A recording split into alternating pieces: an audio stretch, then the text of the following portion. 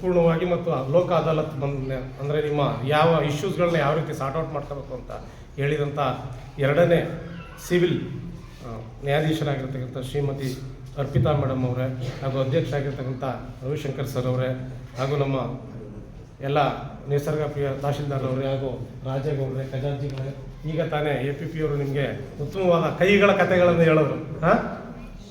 ಕೈ ಗೊತ್ತಾಯ್ತಲ್ಲ ನಿಮಗೆ? ಅಂದರೆ ನಾವು ದೇಶಕ್ಕಾಗಿ ಸಮಾಜಕ್ಕಾಗಿ ಏನಾದರೂ ಮಾಡಬೇಕು. ಈಗ ನೇತಾಜಿ ಸುಭಾಷ್ ಚಂದ್ರ ಬೋಸ್ ನೆನ್ಕೋತಾರೆ, ಗಾಂಧೀಜಿ ನೆನ್ಕೋತಾರೆ, ಅಂಬೇಡ್ಕರ್ ನೆನ್ಕೋತಾರೆ. ಏನಕ್ಕೆ ನೆನ್ಕೋತಾರೆ ಅಂದರೆ ಅವರೆಲ್ಲ ಮಹಾತ್ಮರಾಗಿದ್ದಾರೆ, ಹುತಾತ್ಮರಾಗಿದ್ದಾರೆ. ನಮ್ಮ ಅಪ್ಪ, ನಮ್ಮ ತಂದೆ, ನಮ್ಮ ತಾಯಿ, ನಮ್ಮ ತಾತನ ಯಾಕೆ ಹುತಾತ್ಮರು ಆಗಲ್ಲ?